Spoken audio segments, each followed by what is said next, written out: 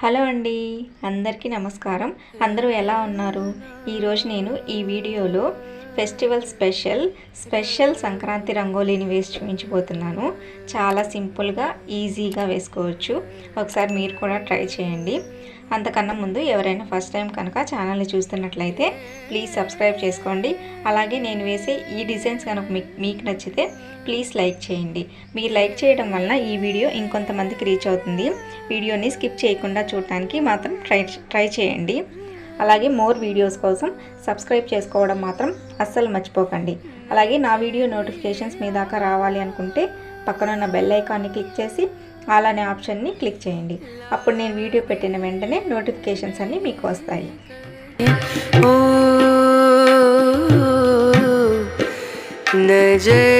नजरिया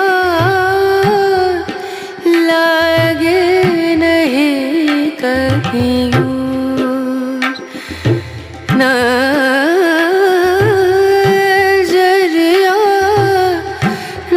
नजरिया लागे नहीं कहीं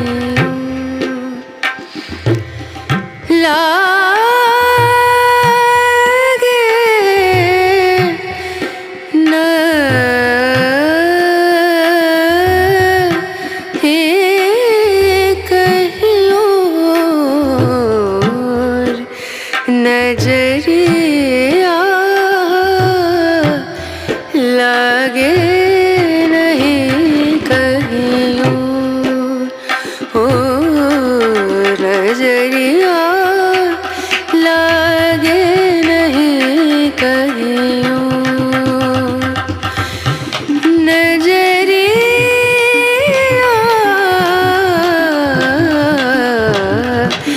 लागे कहीं लागे नहीं कहीं लागे नहीं कहीं ओ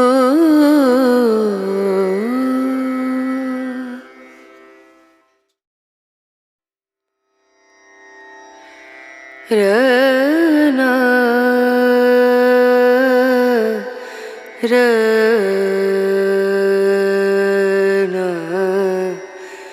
रे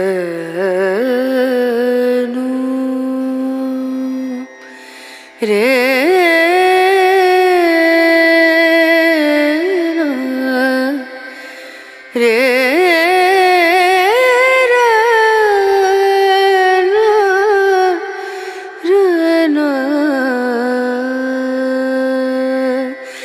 नजरिया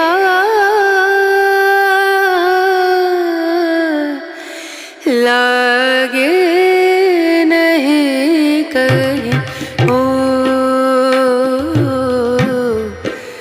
नजरिया लागे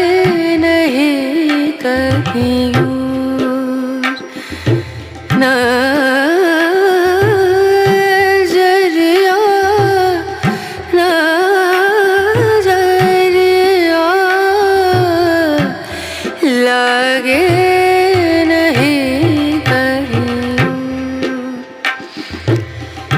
लागे नहीं कहीं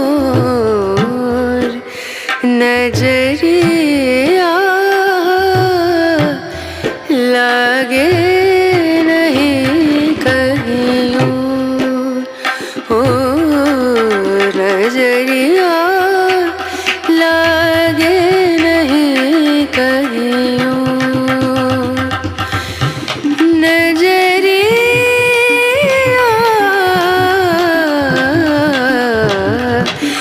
लागे नहीं कहीं लागे नहीं कहीं लागे नहीं कहीं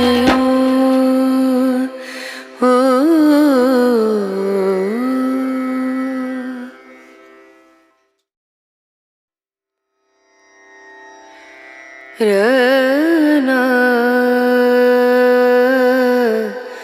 रना रनु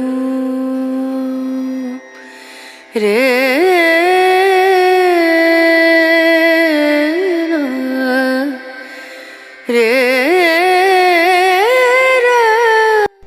ఇదేనండి నేను వేసిన సంక్రాంతి స్పెషల్ రంగోలీ. బాగుంది కదా? నచ్చితే మాత్రం తప్పకుండా లైక్ చేయండి, మీ ఫ్రెండ్స్ అండ్ ఫ్యామిలీ మెంబర్స్కి షేర్ చేయండి. అలాగే మోర్ వీడియోస్ కోసం సబ్స్క్రైబ్ చేసుకోవడం మాత్రం అస్సలు మర్చిపోకండి. Thank you so much for watching my video.